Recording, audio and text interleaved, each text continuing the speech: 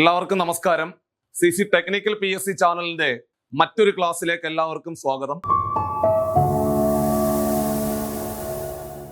മക്കളെ, നമ്മുടെ വരാൻ പോകുന്ന ഡ്രൈവർ പരീക്ഷകൾക്കെല്ലാം ഉപകാരപ്പെടുന്ന രീതിയിലുള്ള മാത്സിന്റെ മറ്റൊരു ക്ലാസ്സുമായിട്ട് ഇന്ന് നിങ്ങളുടെ മുമ്പിൽ വന്നിരിക്കുകയാണ്. കഴിഞ്ഞ ദിവസം നമ്മൾ ഏറ്റവും പ്രധാനപ്പെട്ട ഒരു വെബിനാർ സെഷൻ നമ്മൾ കണ്ടക്ട് ചെയ്തു. അതായത് ഡ്രൈവർ പരീക്ഷകൾക്ക് എങ്ങനെയാണ് തയ്യാറെടുക്കേണ്ടത്, ഏത് രീതിയിലാണ് നിങ്ങൾ മുമ്പോട്ട് പോകേണ്ടത് എന്നതുൾപ്പെടെയുള്ള കംപ്ലീറ്റ് കാര്യങ്ങളും വെച്ചുകൊണ്ട് ഒരു വെബിനാർ കണ്ടക്ട് ചെയ്തു. ആ ഒരു വെബിനാറിൽ ഒരുപാട് പേര് പങ്കെടുത്തു, ഒരുപാട് സംശയങ്ങൾ അവിടെ ക്ലിയർ ചെയ്യുകയും ചെയ്തു. അതിന്റെ ഭാഗമായിട്ട് എല്ലാവരും പറഞ്ഞൊരു സജഷൻ എന്ന് പറയുന്നത്, സാറേ സ്ഥിരമായിട്ട് മാത്സിന്റെ റിവിഷൻ ക്ലാസ്സുകൾ ഞങ്ങൾക്ക് തരുകയാണെങ്കിൽ, ഏറ്റവും പ്രധാനപ്പെട്ട ചോദ്യങ്ങളെല്ലാം ക്ലാസ്സിൽ പഠിപ്പിക്കുകയാണെങ്കിൽ തീർച്ചയായിട്ടും ഞങ്ങൾക്കത് വലിയ ആത്മവിശ്വാസം തരും. മാത്സിനകത്തെ മുഴുവൻ മാർക്ക് ഞങ്ങൾക്ക് വാങ്ങിക്കുവാനുള്ള ഒരു ഉത്തേജനം കൂടിയാകും എന്ന് പറഞ്ഞതിന്റെ ഭാഗമായിട്ടാണ് നമ്മൾ ഇന്ന് മാത്സിന്റെ മറ്റൊരു ക്ലാസ്സുമായിട്ട് മുമ്പിൽ വന്നിരിക്കുന്നത്. നമുക്കെല്ലാവർക്കും അറിയാം, ഡ്രൈവർ പരീക്ഷകളിലെ മാത്സിനകത്ത് നിന്നും 10 ചോദ്യങ്ങളാണ് പരീക്ഷയ്ക്ക് ചോദിക്കുന്നത്. പക്ഷെ ടോപ്പിക്കുകളെല്ലാം തന്നെ നമ്മൾ സാധാരണ PSC പരീക്ഷകൾക്ക് പഠിക്കുന്ന എല്ലാ ടോപ്പിക്കുകളും പഠിക്കുകയും വേണം. അപ്പോൾ ഇന്നത്തെ ക്ലാസ്സിൽ നമ്മുടെ കഴിഞ്ഞ ഫയർമാൻ ഡ്രൈവർ പരീക്ഷയ്ക്ക് ചോദിച്ച ആ 10 ചോദ്യങ്ങളും അതിന്റെ ഡീറ്റെയിൽഡ് എക്സ്പ്ലനേഷൻ നമ്മൾ ഇന്നത്തെ ക്ലാസ്സിൽ പറയുന്നു.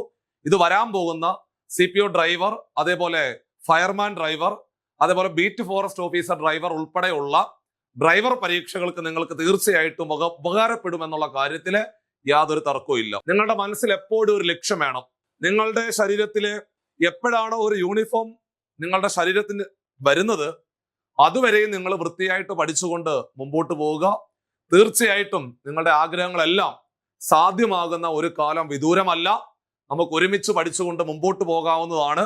മക്കളെ, ഒന്നാമത്തെ ചോദ്യം ദാ പിടിച്ചു. ചോദ്യം ഇതാണ്: 57,727 ഏത് ഏറ്റവും ചെറിയ രണ്ടക്ക സംഖ്യ കൂട്ടുമ്പോൾ 9ന്റെ ഗുണിതം കിട്ടും എന്നാണ് ചോദിച്ചത്. നമുക്ക് എല്ലാവർക്കും അറിയാം 9ന്റെ റൂള്. ഒരു സംഖ്യ 9 കൊണ്ട് പൂർണ്ണമായിട്ട് ഹരിക്കാൻ പറ്റുമോ ഇല്ലയോ എന്ന് ചെക്ക് ചെയ്യാൻ അക്കങ്ങളുടെ തുക എടുത്താൽ മതി എന്ന് പഠിച്ചിട്ടുണ്ട്. മക്കളെ, അക്കങ്ങളുടെ തുക 9ന്റെ ഗുണിതമാണെങ്കിൽ എത്ര വലിയ സംഖ്യയാണെങ്കിലും 9 കൊണ്ട് പൂർണ്ണമായിട്ട് ഹരിക്കാൻ പറ്റും. സോ അങ്ങനെയാണെങ്കിൽ ഇതാണ് നമ്മുടെ സംഖ്യ 57,727 എന്ന് പറയുന്ന ഈ സംഖ്യ. ഇതിന്റെ കൂടെ ഏത് ഏറ്റവും ചെറിയ രണ്ടക്ക സംഖ്യ കൂട്ടുമ്പോഴാണ് 9ന്റെ ഗുണിതം കിട്ടുന്നത് എന്നാണ് ചോദിച്ചത്. ഇതിനകത്തെ ഏറ്റവും ചെറിയ സംഖ്യ ഏതാടാ കുഞ്ഞുങ്ങളെ? ഏറ്റവും ചെറുത് 11 അല്ലേ? അപ്പൊ നമുക്ക് 11 കൂട്ടി നോക്കാം. 11 കൂട്ടുമ്പോൾ 7 1 8, 2 1 3, 7 7 5 എന്ന് വരും. അതായത് 57,738 എന്ന് വരും. ഇത് 9ന്റെ ഗുണിതമാണോ എന്ന് നോക്കിയാൽ മതി. 9ന്റെ ഗുണിതമാകണമെങ്കിൽ അക്കങ്ങളുടെ തുക 9ന്റെ ഗുണിതമാണോ എന്ന് മാത്രം നോക്കിയാൽ മതി. 5 7 കൂടെ കൂട്ടിയാൽ 12, 12 7 19, 19 3 22, 22 8 30. അതായത് അക്കങ്ങളുടെ തുക 9ന്റെ ഗുണിതമായിട്ട് വന്നിട്ടില്ല. 30 വന്നത്. 30 എന്ന് പറഞ്ഞാൽ 9ന്റെ ഗുണിതമല്ല. അക്കങ്ങളുടെ തുക 9ന്റെ ഗുണിതമാണെങ്കിൽ മാത്രമേ ആ സംഖ്യ 9 കൊണ്ട് പൂർണ്ണമായിട്ട് ഹരിക്കാൻ പറ്റത്തുള്ളൂ. അപ്പൊ അതുകൊണ്ട് കുഞ്ഞുങ്ങളെ ഓപ്ഷൻ സി അല്ല. അപ്പോൾ നിങ്ങൾ അടുത്ത ഏറ്റവും ചെറിയ സംഖ്യ 13 അല്ലേ? 13 കൂട്ടി നോക്കണം. അതായത് 57,727 57,727 നമ്മള് 13 കൂട്ടി നോക്കുന്നു. 7 3 കൂടെ കൂട്ടിയാൽ 10 ശിഷ്ട 1, 2 1 3 1 4, 7 താത്തിറക്കി 7 താത്തിറക്കി 5. അക്കങ്ങളുടെ തുക എടുക്കാം. 5 7 കൂടെ കൂട്ടിയാൽ 12, 12 7 19, 19 4 23, 23ന്റെ കൂടെ 0 കൂട്ടിയാൽ 23 ആണ്. അതായത് 23 എന്ന് പറയുന്നത് 9ന്റെ ഗുണിതമല്ല. അപ്പൊ അതുകൊണ്ട് ആ ഓപ്ഷനും തെറ്റാണെന്നുള്ള കാര്യത്തിലേക്ക് നമ്മൾ എത്തിച്ചേർന്നു. അങ്ങനെയാണെങ്കിൽ പിന്നെ ഉള്ളതിൽ ചെറുത് 17 അല്ലേ? 17 കൂട്ടിക്കൂ. 57,727 കൂടെ നമ്മൾ 17 കൂട്ടി 7 7 14 ശിഷ്ട 1, 2 1 3 1 4, 7 7 5. 5 7 കൂടെ കൂട്ടിയാൽ 12, 12 7 19, 19 4 23, 23 4 27, 27 എന്ന് പറയുന്നത് 9ന്റെ ഗുണിതമാണല്ലോ ആണ്.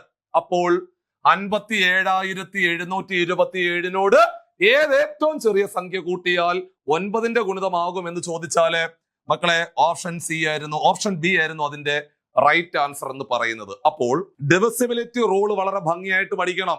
2 മുതൽ 11 വരെയുള്ള സംഖ്യകളുടെ ഡിവിസിബിലിറ്റി റൂള് വളരെ വളരെ ഭംഗിയായിട്ട് നിങ്ങൾ ഓരോരുത്തരും പഠിച്ചു വെക്കണം. അതുമായിട്ട് ബന്ധപ്പെട്ട ചോദ്യങ്ങൾ ഉറപ്പായിട്ടും പരീക്ഷയ്ക്ക് ചോദിക്കുക തന്നെ ചെയ്യും.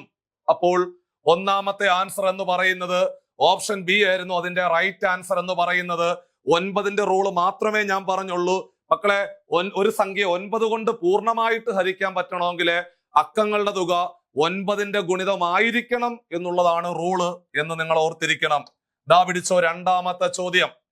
എടാ കുഞ്ഞുങ്ങളെ, രണ്ടാമത്തെ ചോദ്യം എന്ന് പറയുന്നത് ആസിഡും വെള്ളവും 2 അംശബന്ധം 3 എന്ന അംശബന്ധത്തിൽ കലർത്തി 60 ലിറ്റർ ദ്രാവകം ഉണ്ടാക്കി. ഈ അംശബന്ധം 3 അംശബന്ധം 4 ആകുവാൻ ഇനി എത്ര ലിറ്റർ ആസിഡ് ചേർക്കണമെന്നാണ് ചോദിച്ചത്. അതായത് എടാ ആസിഡും വെള്ളവും തമ്മിലുള്ള അംശബന്ധം 2 അംശബന്ധം 3 ആണ്. ടോട്ടല് 60 ലിറ്റർ വെള്ളം 60 ലിറ്റർ ദ്രാവകമാണുള്ളത്. അങ്ങനെയാണെങ്കിൽ നിങ്ങൾ എപ്പോഴും ഈ മിശ്രിതവുമായിട്ട് ബന്ധപ്പെട്ട ചോദ്യങ്ങൾ പരീക്ഷയ്ക്ക് ചോദിക്കുമ്പോൾ ആദ്യമായിട്ട് മനസ്സിലാക്കേണ്ടത് ആ ദ്രാവകത്തിലെ ആസിഡ് ആണെങ്കിൽ ആസിഡ്, വെള്ളമാണെങ്കിൽ വെള്ളം, അതിന്റെ ഇപ്പോഴത്തെ അളവ് കണ്ടെത്തുക, ഇപ്പോഴത്തെ അളവ് കണ്ടെത്തുക, ഇപ്പോഴത്തെ അളവ് കണ്ടെത്തുക. അങ്ങനെയാണെങ്കിൽ ആസിഡിന്റെ അളവെന്ന് പറയുന്നത് എടാ 2 അംശബന്ധം 3 ആയതുകൊണ്ട് 2ഉം 3ഉം 5 തുല്യ ഭാഗങ്ങളാക്കുമ്പോൾ അതിൽ 2 ഭാഗം ആസിഡ് ആണെന്ന് മനസ്സിലായി. 5ൽ 2 5ൽ 2 5ൽ 2 ആണ് ആസിഡിന്റെ അളവെന്ന് മനസ്സിലായി. ടോട്ടല് 60 ആണ്. ടോട്ടൽ 60 ആണ്. അതായത് 60 ലിറ്ററില് 5ൽ 2 ഭാഗം 5ൽ 2 ഭാഗം ആസിഡ് ആണെന്ന് മനസ്സിലായി. കുഞ്ഞുങ്ങളെ 5ഉം 60ഉം കൂടെ വെട്ടിയാൽ 12 അല്ലേടാ. 12ന്റെ അല്ലെങ്കിൽ 5ന്റെ 12ാമത്തെ ഗുണിതമാണ് 60. 12ഉം 2ഉം കൂടെ ഗുണിച്ചാല് 24 എന്ന് വന്നു. അതായത് 24 ലിറ്റർ ആസിഡ് ആണ്. 24 ലിറ്റർ ആസിഡ് ആണെന്ന് മനസ്സിലായി. അങ്ങനെയാണെങ്കിൽ 24 ലിറ്റർ ആസിഡ് ആണെങ്കിൽ ബാക്കിയെല്ലാം വെള്ളമല്ലേ?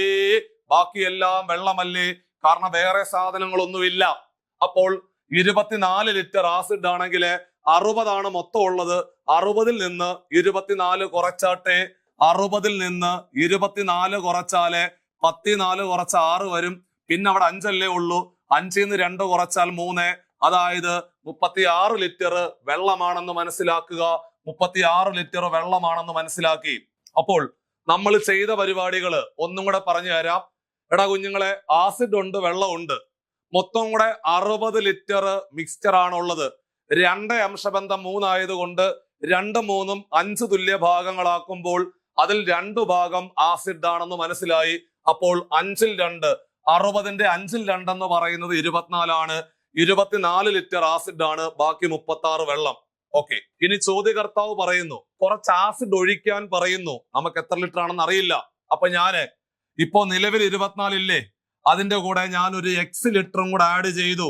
ദാണ്ടേ ഒരു എക്സ് ലിറ്ററും കൂടി ഞാൻ അങ്ങോട്ട് ആഡ് ചെയ്തു. എക്സ് ലിറ്ററും കൂടെ ആഡ് ചെയ്തു. അങ്ങനെ ആകുമ്പോൾ പുതിയ ആസിഡിന്റെ അളവെന്ന് പറയുന്നത് 24 ആയിരുന്നു.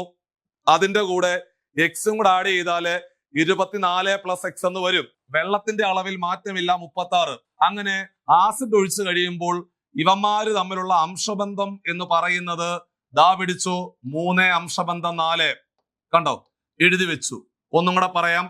ഇപ്പോഴത്തെ അളവ് കണ്ടുപിടിച്ചു. 24 36.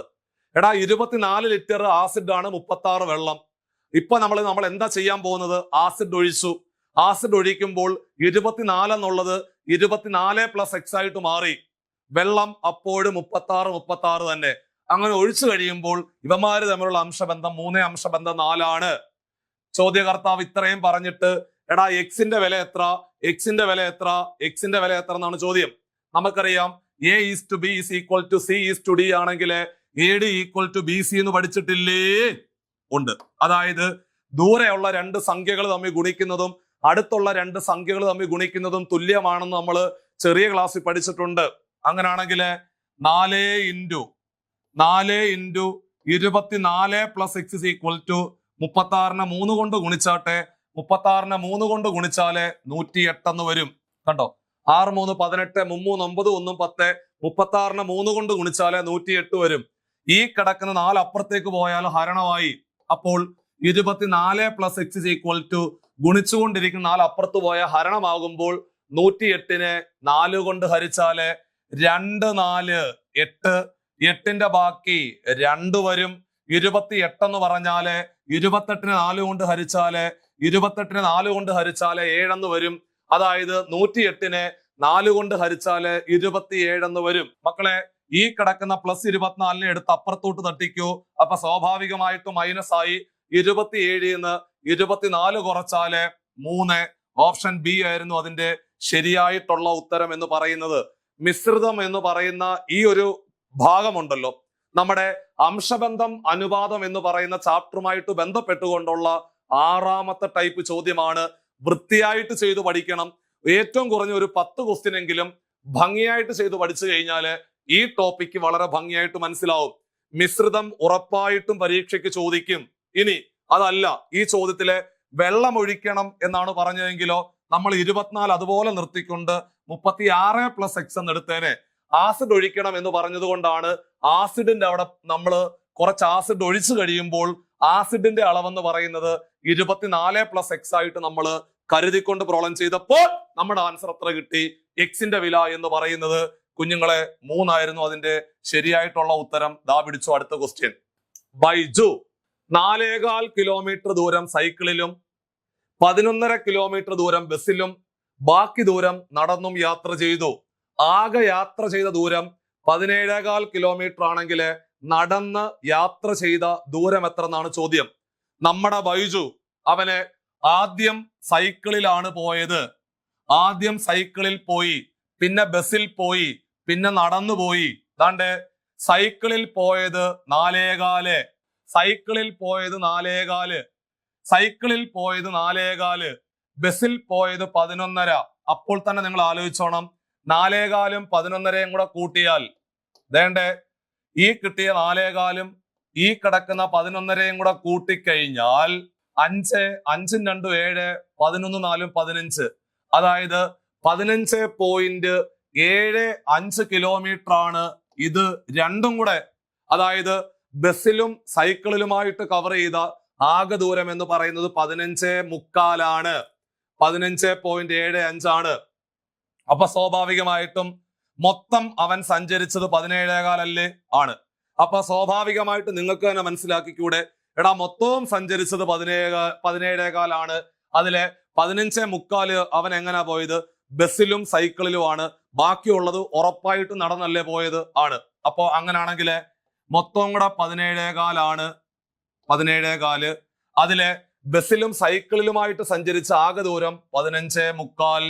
ആ 15.25 അങ്ങോട്ട് കുറച്ചാട്ടെ. നമ്മുടെ ആൻസർ സെറ്റായിട്ട് ഇപ്പോ കിട്ടുമല്ലോ. 5 5 കുറച്ചാൽ 0 ആണെന്ന് മനസ്സിലാക്കുക. എടാ 2 7 കുറയ്ക്കാൻ പറ്റത്തില്ല, കടമെടുക്കുക. 12 7 കുറച്ചാൽ 5 എന്ന് വരും. പിന്നെ അവിടെ കടമെടുത്തത് കൊണ്ട് 7 ഇല്ല, 6 ഉള്ളൂ. 6 5 കുറച്ചാൽ 1 ആണ്. 1.50. അതായത് ഓപ്ഷൻ ഡി ആയിരുന്നു അതിന്റെ ശരിയായിട്ടുള്ള ഉത്തരം. വളരെ ഒരു സിമ്പിൾ ചോദ്യമായിട്ടാണ് ടൈം ആൻഡ് ഡിസ്റ്റൻസ് എന്ന് പറയുന്ന ടോപ്പിക്കുമായിട്ട് ബന്ധപ്പെട്ടുകൊണ്ട് നമ്മുടെ ഫയർമാൻ ഡ്രൈവർ പരീക്ഷയ്ക്ക് ചോദിച്ച വളരെ പ്രധാനപ്പെട്ട ഒരു ചോദ്യമാണ് ഞാൻ ക്ലാസ്സിൽ പറഞ്ഞത്. ഒന്നുമില്ല, നിങ്ങൾക്ക് ദശാംശ സംഖ്യകളെ കുറയ്ക്കാൻ അറിയാമോ എന്ന് മാത്രമേ ചോദ്യകർത്താവ് അവിടെ നോക്കുന്നുള്ളൂ. അതാണ് നമ്മൾ പറഞ്ഞ് അവസാനിപ്പിച്ചത്. അടുത്തത്, എടാ ഒരു വൃത്തസ്തംഭത്തിന്റെ ഒരറ്റത്ത് അർദ്ധഗോളം ഘടിപ്പിച്ച രൂപത്തിലുള്ള ഒരു ജലസംഭരണി എന്ന് പറയുമ്പോൾ തന്നെ മക്കളെ ഇതാണ് നമ്മുടെ വൃത്തസ്തംഭം എന്ന് പറയുന്ന സാധനം. കണ്ടോ, ഇതാണ് വൃത്തസ്തംഭം. ഈ വൃത്തസ്തംഭത്തിന്റെ ഒരറ്റത്ത് അർദ്ധഗോളം, അർദ്ധഗോളം എന്ന് പറഞ്ഞ ഹെമിസ്ഫിയർ കണ്ടോ, അർദ്ധഗോളം ഘടിപ്പിച്ചിട്ടുണ്ട്. അപ്പോൾ വൃത്തസ്തംഭം എന്ന് പറഞ്ഞ സിലിണ്ടർ ആണ്. എടാ വൃത്തസ്തംഭം എന്ന് പറഞ്ഞ സിലിണ്ടർ ആണ്. അതിന്റെ ഒരറ്റത്ത് അർദ്ധഗോളം, ഹെമിസ്ഫിയർ, അർദ്ധഗോളം അല്ലെങ്കിൽ ഹെമിസ്ഫിയർ. എല്ലാ ഷേപ്പിന്റെയും ഇക്വേഷൻ കാണാതെ പഠിക്കണം, കാരണം ഇതെല്ലാം നമ്മൾ 10ാം ക്ലാസ്സിൽ പഠിക്കുന്ന കാര്യങ്ങളാ. അപ്പോൾ സിലിണ്ടറിന്റെ ഒരറ്റത്ത് ഹെമിസ്ഫിയർ ആണ് ഘടിപ്പിച്ചിരിക്കുന്നതെന്ന് മനസ്സിലാക്കുക. ഓക്കെ. ഈ ജലസംഭരണിയുടെ ആകെ ഉയരം എന്ന് പറയുന്നത് 2.5 അതിന്റെ പാദത്തിന്റെ ആരം 1.5. അപ്പോൾ എടാ ഈ ഒരു ദൂരം 1.5 ചോദ്യകർത്താവ് പറയുന്നത്. കണ്ടോ, ഈ ഒരു ദൂരം 1.5.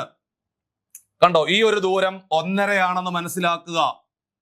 പാദത്തിന്റെ ആരം 1.5 മീറ്റർ എന്ന് പറഞ്ഞാല് ഉറപ്പിച്ചോണം, അർദ്ധഗോളത്തിന്റെ ആരവും 1.5 മീറ്റർ ആണ്. സിലിണ്ടറിന്റെ ആരം 1.5 മീറ്റർ ആണെങ്കിൽ അർദ്ധഗോളത്തിന്റെ ആരവും 1.5 മീറ്റർ ആണെന്ന് മനസ്സിലാക്കുക. മൊത്തവും കൂടെ 2.5 പറയുന്നുണ്ട്. ആ 2.5 1.5 താഴെയല്ലേ? അപ്പോൾ തീർച്ചയായിട്ടും കുഞ്ഞുങ്ങളെ ഈ ഒരു ദൂരം എന്ന് പറയുന്നത് 1 മീറ്റർ അല്ലേടാ? അപ്പൊ ഓക്കെ ആയോ? താഴെ 1.5, അതിനു മേളിൽ 1, അപ്പൊ മൊത്തവും കൂടെ 2.5 സെറ്റായി. ചോദ്യകർത്താവ് ചോദിക്കുന്നത് ഇതിനകത്ത് മൊത്തത്തിൽ എത്ര ലിറ്റർ വെള്ളം കൊള്ളുമെന്നാണ് ചോദ്യം. അപ്പൊ എത്ര ലിറ്റർ വെള്ളം കൊള്ളുമെന്ന് ചോദിച്ചാല് സ്വാഭാവികമായിട്ടും വ്യാപ്തമാണ് കണ്ടുപിടിക്കേണ്ടത്, വോള്യമാണ് കണ്ടുപിടിക്കേണ്ടത്. സിലിണ്ടറിന്റെ വ്യാപ്തം കണ്ടുപിടിക്കാനുള്ള ഇക്വേഷൻ πr²h ആണെന്ന് അറിയാം, πr²h. അതേപോലെ അർദ്ധഗോളത്തിന്റെ വ്യാപ്തം കണ്ടുപിടിക്കാനുള്ള ഇക്വേഷൻ 2/3 πr³ ആണ്, 2/3 πr³ ആണ്. അപ്പോൾ ഈ സാധനവും ആ സാധനവും കൂടെ കൂട്ടിയാൽ നമ്മുടെ പരിപാടി സെറ്റായിട്ട് കിട്ടും. അപ്പോൾ നിങ്ങൾ എന്നോട് ചോദിക്കും, സാറേ ഇവര് ലിറ്ററിലേക്ക് ആക്കാനല്ലേ പറഞ്ഞത്? മക്കളെ, ഇവര് പറയുന്നത് ലിറ്ററിലേക്ക് മാറ്റാനാണ്. നമ്മൾ ഇങ്ങനെ ചെയ്യുമ്പോൾ നമുക്ക് കിട്ടുന്ന ഉത്തരം മീറ്റർ ആയതുകൊണ്ട് മീറ്റർ ക്യൂബിൽ കിട്ടും. ആ മീറ്റർ ക്യൂബിനെ ലിറ്ററിലോട്ട് മാറ്റാൻ 1000 കൊണ്ട് ഗുണിച്ചാൽ മതി. മീറ്റർ ക്യൂബിനെ ലിറ്ററിലോട്ട് മാറ്റാൻ 1000 കൊണ്ട് ഗുണിച്ചാൽ മതി. ഒരു കാര്യം ഉറപ്പിച്ചോണം, ഹൈറ്റ് എന്ന് പറയുന്നത് 1 മീറ്റർ ആണ്, റേഡിയസ് 1.5 ആണ്. റേഡിയസ് 1.5 ആണെന്നുള്ള കാര്യം മറന്നു പോകരുത്. ഹൈറ്റ് 1 മീറ്റർ ആണ്. നമുക്ക് ചെയ്യാം, ഇതും കൂടെ കൂട്ടിയാൽ മതി.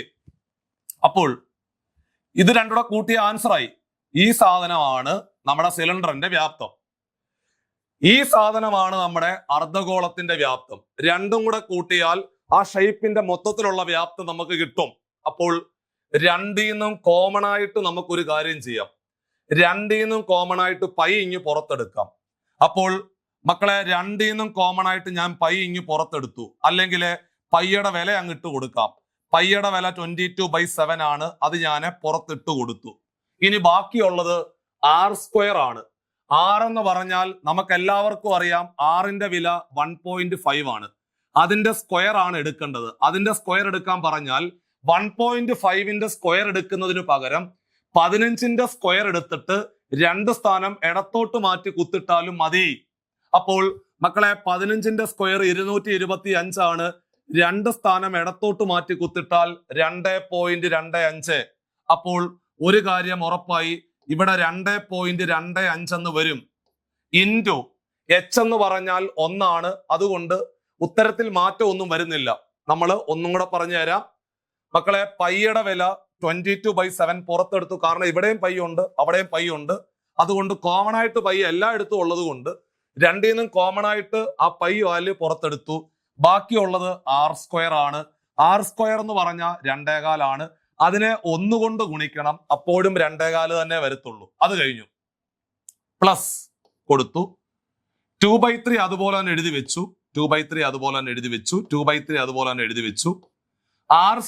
r-ന്റെ ക്യൂബാണ്, അതായത് 15ന്റെ ക്യൂബ് എടുക്കേണ്ടി വരും. 15, കാരണം നമ്മൾ ഓൾറെഡി പൈയുടെ വാല്യൂ പുറത്തെടുത്തു കഴിഞ്ഞു. ഇനി നമുക്ക് r³ ആണ്. r എന്ന് പറയുന്നത് 1.5 അതിന്റെ ക്യൂബ് എടുക്കണം. അപ്പൊ r² നമുക്ക് എല്ലാവർക്കും അറിയാം 225 ആണ്. അപ്പോൾ 1.5ന്റെ ക്യൂബ് എന്ന് പറഞ്ഞാല് 1.5 ഇൻറ്റു 1.5 ഇൻറ്റു 1.5, അല്ലെങ്കിൽ 15നെ 3 തവണ ഗുണിച്ചിട്ട് 3 സ്ഥാനം ഇടത്തോട്ട് മാറ്റി കുത്തിട്ടാൽ മതി. 15നെ 2 തവണ ഗുണിക്കുമ്പോൾ 225 കിട്ടും. മക്കളെ, എടാ 225നെ 15 കൊണ്ട് ഗുണിച്ചാല് 5 5 25 ശിഷ്ടം 2, I 2 10 2 12 ശിഷ്ടം 1, I 2 10 1 11, ഒരഞ്ച് 5, ഒരു 2 2, ഒരു 2 2, കൂട്ടിക്കോ 5, 5 2 7, 2 1 3, 2 1 3, 3375 വരും. ആ 3375ന്റെ ഒരു സ്ഥാനം ഇടത്തോട്ട് മാറ്റി കുത്തിയാൽ 3.375 എന്ന് വരും. അത്രേ ഉള്ളൂ പരിപാടി. കണ്ടോ, ഇങ്ങനെ വരും നിങ്ങളുടെ കാര്യങ്ങൾ. എന്നിട്ട് ഇപ്പൊ നിങ്ങൾക്ക് കിട്ടുന്ന ഉത്തരം എന്ന് പറയുന്നത് ആക്ച്വലി മീറ്റർ ക്യൂബിലാണ് ആൻസർ കിട്ടുന്നത്. ഇതിനെ 1000 കൊണ്ട് ഗുണിച്ചു കഴിഞ്ഞാല് നമ്മുടെ ലിറ്ററിലേക്കുള്ള കൺവേർഷൻ പക്കയായിട്ട് കിട്ടും. അപ്പോൾ നമ്മൾ പറഞ്ഞു വരുന്നത് ശ്രദ്ധിക്കുക. എടാ, ഇവിടെ ഒരല്പം കോംപ്ലിക്കേഷൻ ഉള്ള ഒരു ചോദ്യമായിരുന്നു ഇത്. ആക്ച്വലി ഈ 3.375നെ 3375 ഡിവൈഡഡ് ബൈ 1000 എന്ന് എഴുതാമല്ലോ. കാരണം എന്താ? ഒരു സംഖ്യക്ക് 3 ദശാംശ സ്ഥാനമുണ്ടെങ്കിൽ അതിന്റെ അർത്ഥം അതിനെ 1000 കൊണ്ട് ഹരിച്ചിരിക്കുന്നു എന്നാണ് അതിന്റെ അർത്ഥം. അതായത് 3.375നെ 3375 ഡിവൈഡഡ് ബൈ 1000 എന്ന് എഴുതി വെച്ചു. അപ്പൊ പോയിന്റ് മാറി. ഇനി ഈ 3ഉം ഈ 3375 കൂടെ വെട്ടിയാൽ 11 3 33, 2 3 6, 6ന്റെ ബാക്കി 1 15, 5 3 15, 1125 എന്ന് വരും. മക്കളെ, 1125നെ 2 കൊണ്ട് ഗുണിച്ചാൽ, എടാ 1125നെ 2 കൊണ്ട് ഗുണിക്കുവാണെങ്കിൽ 2 10 ശിഷ്ട 1, 2 2 4 1 5, 1 2 2, 1 2 2, 2250 എന്ന് വരും.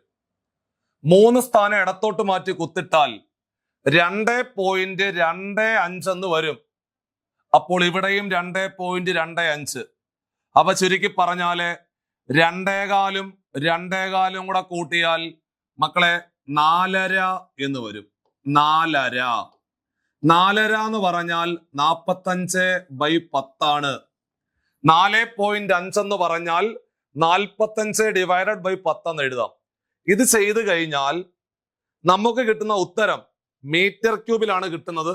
മീറ്റർ ക്യൂബിനെ ലിറ്ററിലോട്ട് മാറ്റാൻ 1000 കൊണ്ട് ഗുണിക്കുക എന്ന് ഓർത്തിരിക്കണം. അപ്പോൾ നമുക്ക് താഴെ കിടക്കുന്ന ഈ 0 കട്ടായി പോവും. ഇവിടെ ഒന്നും ഇനി വെട്ടാനില്ല. 45നെ 22 കൊണ്ട് ഗുണിച്ചിട്ട് 7 കൊണ്ട് ഹരിക്കുമ്പോൾ നിങ്ങൾക്ക് 14,100 സംതിങ് എന്ന ഒരു നമ്പറിലേക്ക് എത്തും. അത് നിങ്ങൾ ചെയ്തു നോക്കണം, ഇവിടെ സ്പേസ് ഇല്ലാത്തത് കൊണ്ടാണ്. അതിനെ 100 കൊണ്ട് ഗുണിച്ചാൽ 14,140 സംതിങ് എന്തോ റേഞ്ചിൽ ഒരു ആൻസർ വരും. അപ്പൊ 14,100 കിടക്കുന്നത് ഒരേ ഒരു ഓപ്ഷനേ ഉള്ളൂ. അതുകൊണ്ട് റൗണ്ട് ചെയ്തിട്ട് നമ്മൾ ആൻസർ ഓപ്ഷൻ ബി ആയിട്ട് അങ്ങ് പരിഗണിക്കുകയാണ് ചെയ്യുന്നത്. അതല്ലാതെ കൃത്യമായ ആൻസറിലേക്ക് നമുക്ക് എത്തുവാൻ സാധിക്കത്തില്ല. ഈ ചോദ്യങ്ങളെല്ലാം വന്നത് 2026 നമ്മുടെ ഫയർമാൻ ഡ്രൈവർ പരീക്ഷയ്ക്ക് ചോദിച്ച ചോദ്യങ്ങളാണ് ക്ലാസ്സിൽ പരിചയപ്പെടുത്തുന്നത്. അപ്പോൾ ഓരോ ചോദ്യങ്ങളും ഏതൊക്കെ നിലവാരത്തിലാണ് വരുന്നത് എന്ന് മനസ്സിലാക്കുവാൻ വേണ്ടിയിട്ടാണ് ഈ ചോദ്യം ഞാൻ ക്ലാസ്സിൽ പറഞ്ഞത്. അപ്പോൾ ത്രിമാന രൂപങ്ങളുമായിട്ട് ബന്ധപ്പെട്ട മുഴുവൻ കാര്യങ്ങളും ചെയ്തു പഠിക്കണം. ഇവിടെ ചോദിച്ചത് ഒരു കോമ്പിനേഷൻ ഫിഗർ ആണ്. അതായത് സിലിണ്ടറും അതേപോലെ ഹെമിസ്ഫിയറും കൂടെ ചേർന്ന് നിൽക്കുന്ന ഒരു കോമ്പിനേഷൻ ഫിഗർ ആണ് നമുക്ക് ചോദിച്ചത്. മാറ്റം വരാം. അപ്പോൾ ചെയ്തു പഠിക്കണം കേട്ടോ. ഈ ചോദ്യം ചെയ്ത് ഒന്നുകൂടെ നോക്കണേ. അടുത്ത ചോദ്യം മക്കളെ, എടാ ഈ എന്ന് പറയുന്നത് E ഈസ് ഈക്വൽ ടു പിയുടെ Q ശതമാനമാണ്. പിയുടെ എന്ന് പറഞ്ഞ അർത്ഥം ഗുണിക്കുക. പിയുടെ Q ശതമാനമാണ്. Q ശതമാനം എന്ന് പറഞ്ഞാൽ Q ഡിവൈഡഡ് ബൈ 100. അപ്പോൾ E എന്ന് പറയുന്നത് പിയുടെ എന്ന് പറഞ്ഞാൽ ഗുണിക്കുക. യുടെ Q ശതമാനമാണ് എഴുതി വെച്ചു. അതേപോലെ എഫ് എന്ന് പറയുന്നത് ദാറ്റ് ഈസ് ഈക്വൽ ടു ക്യൂവിന്റെ P ശതമാനമാണ്. P പെർസെന്റേജ് ആണെന്ന് പറഞ്ഞു എഴുതി വെച്ചു. രണ്ടും എഴുതി വെച്ചു. എങ്കിൽ ചുവടെ പറയുന്നവയിൽ ശരിയായത് ഏതാണെന്നാണ് ചോദ്യം. വേണ്ടേ? E എന്ന് പറയുന്നത് എഫിനേക്കാൾ കൂടുതലാണ്, ചെറുതാണെന്നൊക്കെ അവർ പറയുന്നത്. പക്ഷെ നിങ്ങൾ നോക്കിക്കേ, ഇ എന്ന് പറഞ്ഞാൽ പി ക്യൂ ബൈ 100 അല്ലേ, എഫ് എന്ന് പറഞ്ഞാലും പി ക്യൂ ബൈ 100 അല്ലേ. അപ്പോൾ നമുക്കത് നോക്കുമ്പോഴേ ഉറപ്പിച്ചൂടെ ഇ എന്ന് പറയുന്നതും എഫ് എന്ന് പറയുന്നതും തുല്യമാണ്. ഇയും എഫും തമ്മിലുള്ള ബന്ധം ഇതാണ്ടേ, ഇ എന്ന് പറയുന്നത് എഫിനേക്കാൾ ചെറുതാണെന്ന് പറയുന്നത് തെറ്റാണ്, എഫ് ഇയേക്കാൾ ചെറുതാണെന്ന് പറയുന്നത് തെറ്റാണ്. രണ്ടും തമ്മിലുള്ള ബന്ധം നിർണയിക്കാൻ സാധ്യമല്ല എന്ന് പറയുന്നതും തെറ്റാണ്.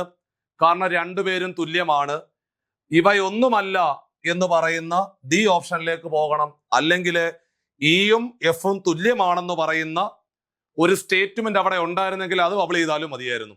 അപ്പൊ ചുരുക്കി പറഞ്ഞാൽ നമുക്ക് എടാ ഇന്ത്യയുടെ ഓഫ് എന്ന് കണ്ടാൽ ഗുണിക്കുക, ഇന്ത്യയുടെ ഓഫ് എന്ന് കണ്ടാൽ ഗുണിക്കുക, ഇന്ത്യയുടെ ഓഫ് എന്ന് കണ്ടാൽ ഗുണിക്കുക എന്നുള്ള കാര്യം മറന്നു പോകരുത്. വളരെ പ്രധാനപ്പെട്ട ശതമാനം എന്ന് പറയുന്ന ടോപ്പിക്കുമായിട്ട് ബന്ധപ്പെട്ട ചോദ്യമാണ് ക്ലാസ്സിലെ പറഞ്ഞ് അവസാനിപ്പിച്ച് നിർത്തിയത്. അടുത്ത ചോദ്യം, താഴെ തന്നിരിക്കുന്ന ശ്രേണിയിലെ അടുത്ത നമ്പർ ഏതാടാ കുഞ്ഞുങ്ങളെ എന്നാണ് ചോദ്യം. മക്കളെ 2 ഉണ്ട്, 6 ഉണ്ട്, 12 ഉണ്ട്, 20 ഉണ്ട്. സ്ഥിരമായിട്ട് പരീക്ഷയ്ക്ക് ചോദിക്കുന്ന ചോദ്യം. അതായത് എടാ 1ന്റെ സ്ക്വയർ എടുത്താൽ 1, ആ 1ന്റെ കൂടെ 1 കൂട്ടിയാൽ 2. അങ്ങനെയാണെങ്കിൽ മക്കളെ 2ന്റെ സ്ക്വയർ 4, 4ന്റെ കൂടെ 2 കൂട്ടിയാൽ 6. 3ന്റെ സ്ക്വയർ 9, 9ന്റെ കൂടെ 3 കൂട്ടിയാൽ 12. 4ന്റെ സ്ക്വയർ 16, 4 കൂട്ടിയാൽ 20. 5ന്റെ സ്ക്വയർ 25, 5 കൂട്ടിയാൽ 30. അപ്പോൾ ഉത്തരം 30 അല്ലേ? ഓപ്ഷൻ ബി ആയിരുന്നു അതിന്റെ ശരിയായിട്ടുള്ള ഉത്തരം എന്ന് പറയുന്നത്. ഒന്നുമില്ല, സിമ്പിൾ ക്വസ്റ്റ്യൻ ആണ്. ഒന്നാമത് കിടക്കുന്ന ടേം എന്ന് പറഞ്ഞാല് 1ന്റെ സ്ക്വയർ എടുക്കുക, 1 കൂട്ടുക. രണ്ടാമത് കിടക്കുന്നവൻ 2ന്റെ സ്ക്വയർ എടുക്കുക, 2 കൂട്ടുക. മൂന്നാമത് കിടക്കുന്നവൻ 3ന്റെ സ്ക്വയർ എടുക്കുക, 3 കൂട്ടുക. നാലാമത് കിടക്കുന്നവൻ 4ന്റെ സ്ക്വയർ എടുക്കുക, 4 കൂട്ടുക. അപ്പൊ അടുത്തത് 5ആമത് കിടക്കുന്നവൻ 5ന്റെ സ്ക്വയർ എടുക്കണം, 5 കൂട്ടണം. സെറ്റ്. ഓപ്ഷൻ ബി ആയിരുന്നു റൈറ്റ് ആൻസർ. കൂട്ടത്തിൽ ചേരാത്ത സംഖ്യ ഏതാണെന്നാണ് ചോദ്യം. 2, 9, 28, 65 കാണുമ്പോഴേ സ്ഥിരം ചോദ്യ. അതായത് 1ന്റെ ക്യൂബ് എന്ന് പറയുന്നത് 1 ആ 1ന്റെ കൂടെ 1 കൂട്ടിയാൽ 2. 2ന്റെ ക്യൂബ് 8, 1 കൂട്ടിയാൽ 9. കണ്ടോ? 3ന്റെ ക്യൂബ് 27, 1 കൂട്ടിയാൽ 28. 4ന്റെ ക്യൂബ് 64, 1 കൂട്ടിയാൽ 65. അപ്പോൾ അടുത്തത് 5ന്റെ ക്യൂബ് 125, 1 കൂട്ടിയാൽ 126. അങ്ങനെ പോകേണ്ട ഒരു ശ്രേണിയാണ്. അപ്പോൾ 2, 9, 28 ഈ 65 എന്ന് പറയുന്നവൻ 4ന്റെ ക്യൂബ് 64, 1 കൂട്ടിയാൽ 65. പക്ഷേ 90 എന്ന് പറയുന്നവൻ എങ്ങനെയാ വന്ന് നമുക്ക് പോലും അറിയത്തില്ല. അപ്പോൾ ഒറ്റയാൻ ആരെന്ന് ചോദിച്ചാല് 90 തന്നെയാണ്. ഓപ്ഷൻ ബി തന്നെയാണ് റൈറ്റ് ആൻസർ. ഒന്നുമില്ല. 5ന്റെ ക്യൂബ് എത്ര? 125 അല്ലേ? അപ്പൊ 125ന്റെ കൂടെ 1 കൂട്ടിയാൽ എത്ര? 126. 6ന്റെ ക്യൂബ് എത്ര? 216. 1 കൂട്ടിയാൽ എത്ര? 217. അങ്ങനെയാണ് പോകേണ്ടത്. ഓരോ സംഖ്യയുടെ ക്യൂബിന്റെ കൂടെ 1 കൂട്ടുക, 1 കൂട്ടുക, 1 കൂട്ടുക.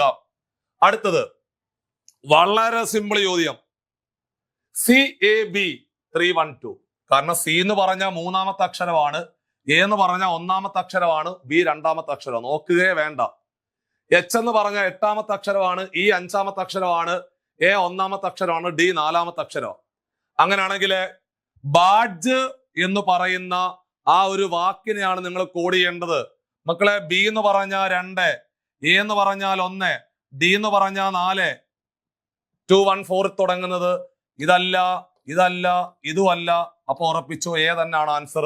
കാരണം 214 തുടങ്ങുന്ന ഒരേ ഒരു ഓപ്ഷനേ ഉള്ളായിരുന്നു. അതുകൊണ്ട് അത് തന്നെയാണ് റൈറ്റ് ആൻസർ. അടുത്തത് തന്റെ അടുത്ത് നിൽക്കുന്ന ബ്ലഡ് റിലേഷനാ.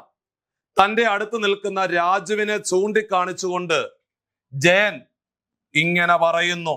എന്താണ് പറഞ്ഞത്? എന്റെ അമ്മയുടെ. അപ്പൊ ജയൻ നമുക്ക് എവിടെങ്കിലും വെക്കാം. ജയനാണിത്. മക്കളെ, ജയന്റെ അമ്മ. ജയന്റെ അമ്മയുടെ, അതായത് എന്റെ അമ്മയുടെ ഒരേ ഒരു മകൻ. അപ്പൊ അത് ജയൻ തന്നെ. ഒരേ ഒരു മകന്റെ മകനാണ് ഈ നിൽക്കുന്ന രാജു എന്നാണ് പറയുന്നത്. കണ്ടോ, ആരാ പറഞ്ഞത്? ജയൻ പറയുന്നു എന്റെ അമ്മയുടെ ഒരേ ഒരു മകന്റെ മകനാണ് ഈ നിൽക്കുന്ന രാജു എന്ന് പറയുന്നു, വരച്ചു. എങ്കിൽ ജയൻ രാജുവിന്റെ ആരാണ്? രാജുവിന്റെ അച്ഛനല്ലേ? രാജുവിന്റെ അച്ഛനാണ്. രാജുവിന്റെ അച്ഛനാണ് ജയൻ. വളരെ സിമ്പിൾ ആയിട്ട് നമുക്ക് പെട്ടെന്ന് ആൻസർ ചെയ്യാൻ പറ്റുന്ന ഒരു ബ്ലഡ് റിലേഷന്റെ ചോദ്യം ആണ് നമുക്ക് ഈ പറയുന്ന ഫയർമാൻ ഡ്രൈവർ പരീക്ഷയ്ക്ക് ചോദിച്ചത് എന്നുള്ള കാര്യം കൂടെ ഓർമ്മപ്പെടുത്തുകയാണ്. അപ്പൊ ഇത്തരത്തിലെ വളരെ സിമ്പിൾ ആയിട്ടുള്ള ചോദ്യങ്ങൾ മാത്രമേ പരീക്ഷയ്ക്ക് ചോദിക്കത്തുള്ളൂ. വീണ്ടും വീണ്ടും ഓർമ്മപ്പെടുത്തുകയാണ്. അതാണ്ട് അടുത്തത് വിട്ടുപോയത് പൂരിപ്പിക്കാനാ.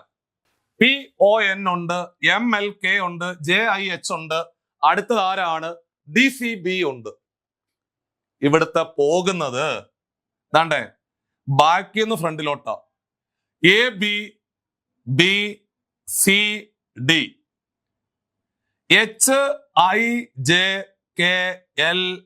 HIJKLMNOP. കണ്ടോ?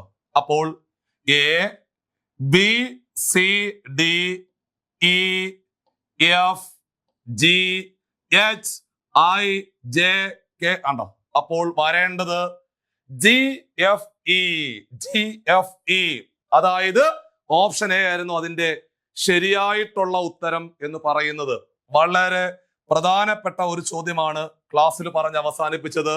അതായത് കോഡിംഗ് അല്ലെങ്കിൽ നമ്പർ സീരീസ് അതേപോലെ ആൽഫബറ്റ് സീരീസ് ഒക്കെ സ്ഥിരമായിട്ട് പരീക്ഷകളിൽ ചോദിക്കാറുണ്ട്. അപ്പോൾ നമ്മൾ കഴിഞ്ഞ ഫയർമാൻ ഡ്രൈവർ പരീക്ഷയ്ക്ക് ചോദിച്ച മാത്സിനകത്ത് 10 ചോദ്യങ്ങളാണ് ക്ലാസ്സിൽ പരിചയപ്പെടുത്തിയത്. 10 ചോദ്യങ്ങളേ ഉള്ളൂ, 20 എണ്ണം ഇല്ല. ആ 10 ചോദ്യങ്ങളും അതിന്റെ നിലവാരങ്ങളും നമ്മൾ ഇപ്പോൾ തന്നെ നേരിട്ട് മനസ്സിലാക്കി. അതിൽ ഒരേ ഒരു ചോദ്യം മാത്രമാണ് നമ്മളെ ഒന്ന് കുഴപ്പിച്ചത്. ഏതാ? ആ നമ്മുടെ സിലിണ്ടറിനകത്ത് അർദ്ധഗോളം വരുന്ന ഒരേ ഒരു ചോദ്യം മാത്രമാണ് ഒരല്പമെങ്കിലും നമുക്ക് കൺഫ്യൂഷൻ ഉണ്ടാക്കിയത്. അല്ലാതെ 9 ചോദ്യങ്ങളും പെട്ടെന്ന് ക്രാക്ക് ചെയ്യാൻ പറ്റുന്ന ഒരു സിമ്പിൾ മാത്സിന്റെ ക്വസ്റ്റ്യൻ പേപ്പർ ആണ് കഴിഞ്ഞ ഫയർമാൻ ഡ്രൈവർ പരീക്ഷയ്ക്ക് നിങ്ങളുടെ മുമ്പിൽ വന്നത്. അപ്പൊ അതേപോലെ അടുത്തടുത്ത CPO ഡ്രൈവർ പരീക്ഷ, അതേപോലെ ഫയർമാൻ ഡ്രൈവർ പരീക്ഷ, എക്സൈസ് ഡ്രൈവർ പരീക്ഷ, ഇതെല്ലാം ഓരോ ലിസ്റ്റിന്റെ വർഷം എന്ന് പറയുന്നത് അല്ലെങ്കിൽ ലിസ്റ്റിന്റെ കാലാവധി എന്ന് പറയുന്ന 1 വർഷം. അപ്പോൾ ഇത്തരം പരീക്ഷകൾക്ക് തയ്യാറെടുക്കുന്ന ആൾക്കാർ പ്രത്യേകം ശ്രദ്ധിക്കേണ്ടത്, നിങ്ങളുടെ മുമ്പില് ഓരോ വർഷങ്ങൾ കഴിയുമ്പോഴും ഓരോ അവസരങ്ങളായിട്ട് നിങ്ങളുടെ മുമ്പിൽ വരികയാണ്. അതുകൊണ്ട് പഠിച്ചു മുമ്പോട്ട് പോകുന്ന സമയത്ത് ആദ്യത്തെ പരീക്ഷകളിലെ ഒരല്പം മാർക്ക് കുറവാണെങ്കിൽ കുഴപ്പമില്ല. അങ്ങനെ പതുക്കെ നമ്മൾ ആ ഒരു മിഷൻ വിട്ട് കളയാതെ വീണ്ടും നമ്മൾ പഠിച്ച് തോൽക്കുമ്പോഴും നമ്മൾ പഠിച്ച് മുമ്പോട്ട് പോകുമ്പോഴാണ് അവസാനം നമ്മൾ വിജയത്തിലേക്ക് എത്തുന്നത്. അതുകൊണ്ട് നിങ്ങൾ പരിശ്രമിച്ചുകൊണ്ടേയിരിക്കുക. നിങ്ങളുടെ നന്മകൾ ഉറപ്പായിട്ടും നിങ്ങളെ തേടി എത്തുക തന്നെ ചെയ്യും. അതുകൊണ്ട് ആ ഡ്രൈവർ ജോലി സ്വപ്നം കാണുന്ന ആളുകൾക്ക് നമ്മൾ കോമ്പറ്റിറ്റീവ് ക്രാക്കറിലെ ഈ പറയുന്ന നമ്മുടെ ഇൻഡിപെൻഡൻസ് ഡേ പ്രമാണിച്ചുകൊണ്ട് കോഴ്സുകൾക്കെല്ലാം ഒരു 30% ഓഫർ നമ്മൾ ഈ ഒരു സാഹചര്യത്തിൽ പ്രഖ്യാപിക്കുകയാണ്. ടെക്നിക്കൽ PSC അതേപോലെ നമ്മുടെ ജനറൽ PSC നടത്തുന്ന എല്ലാ കോഴ്സുകൾക്കും ഇത്തരം ഓഫറുകൾ നിങ്ങൾക്ക് സ്വന്തമാക്കാവുന്നതാണ്. അതേപോലെ തന്നെ ഡ്രൈവർ പരീക്ഷകളിലെ ഏറ്റവും പ്രധാനപ്പെട്ട 50 മാർക്കിന്റെ ചോദ്യങ്ങൾ, അതായത് ലൈസൻസുമായിട്ട് ബന്ധപ്പെട്ട ചോദ്യങ്ങളും അതേപോലെ സ്പെഷ്യൽ ടോപ്പിക്കുമായിട്ട് ബന്ധപ്പെട്ട ചോദ്യങ്ങൾക്കെല്ലാം വലിയ പ്രാധാന്യം കൊടുത്തുകൊണ്ടുള്ള ക്ലാസ്സുകളാണ് നമ്മൾ ഇപ്പോൾ നിലവിൽ SECയിൽ പൊയ്ക്കൊണ്ടിരിക്കുന്നത്. അതിന്റെ പുതിയ ബാച്ചുകൾ നമ്മൾ എത്രയും പെട്ടെന്ന് തുടങ്ങുകയാണ്. നിങ്ങൾക്ക് ഓരോരുത്തർക്കും ഈ ഒരു പരീക്ഷാ പ്രിപ്പറേഷനുമായിട്ട് ബന്ധപ്പെട്ടുകൊണ്ടുള്ള അടുത്ത CPO ഡ്രൈവർ പരീക്ഷകൾക്കുള്ള ബാച്ചുകൾ പുതിയ ബാച്ചുകൾ നമ്മൾ തുടങ്ങിക്കൊണ്ടേയിരിക്കുന്നു.